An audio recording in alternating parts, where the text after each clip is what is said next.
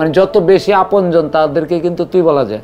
আমাকে মাঝে মাঝে বলতো যে তুই যে রাগ করস, ঘরে ভাত খাইতে চাচ্ছ না, বা আমি না থাকলে তো তোরা কেউ খাওয়াইতো না। তো এত গভীর ভালোবাসা ছিল যেটা পৃথিবীর কাউকে ব্যাখ্যা দেওয়া আমার পক্ষে সম্ভব। 18 জুলাই উত্তরাতে আজমপুর বিএনএস সেন্টারের সামনে ওভার ব্রিজের নিচে তাকে লক্ষ্য করে গুলি করা হচ্ছে।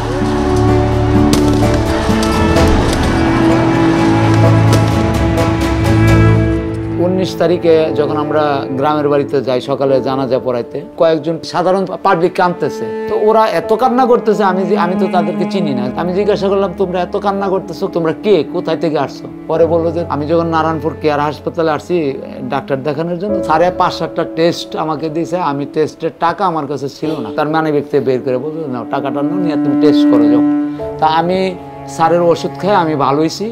তো স্যার মারা যাওয়ার পরে যেদিন মারা গেছেন রাত্রে আমরা শুনছি।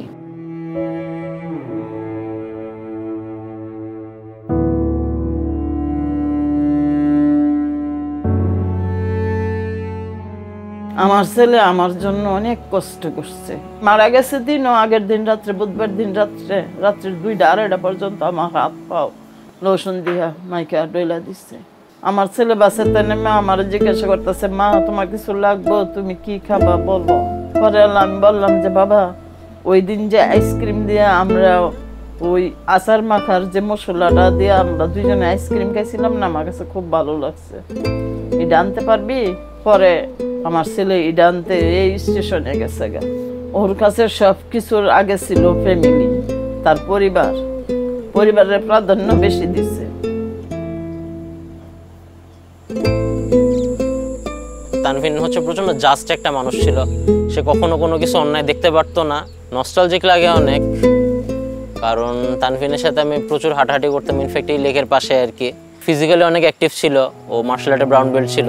সে এলিফ্যান্ট নিয়ে কাজ করতো, লাইন ফলোয়ার রোবটস নিয়ে, সকার বট নিয়ে, রোবোটিক্সের অনেক জিনিস নিয়ে সে কাজ করছে। আমাকে অলওয়েজ তানভীরের রুম হয়ে আর কি আমার রুমে যাওয়া লাগতো। যাওয়ার সময় আগে তানভীরের রুমে ঢুকতাম, সবসময় দেখতাম যে সে সবসময় কিছু না কিছু খুলছে নাহলে লাগাচ্ছে।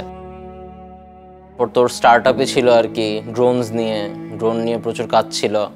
ওর স্মরণে আসলে এখানে আইওটি ওয়ার্কস্পেসও বানানো হয়েছে আমাদের, যেন আমরা ভবিষ্যতে ওর লেগাসিটা আর কি কন্টিনিউ করতে পারি। শহীদ হওয়ার 16 ঘন্টাকে স্ট্যাটাস দিয়ে গেছে, আমরা ইমানের সর্বনিম্ন স্তরে আছি।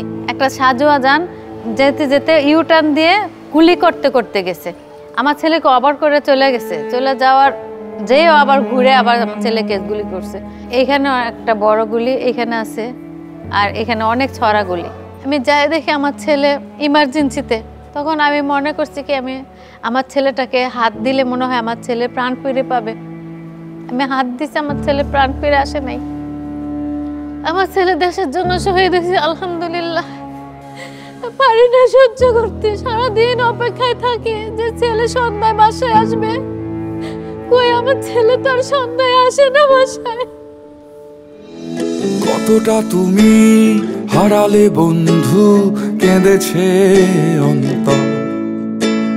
জানো না তুমি হারাবার ব্যথা, জানে পলাশির প্রান্ত।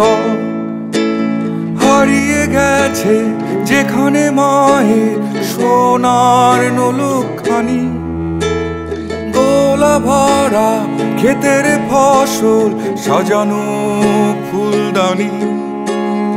এ হারানোর বেদনা তুমি রেখো অন্তরে, দেখবে তোমার দুঃখ লুকাবে পলাশির প্রান্তরে।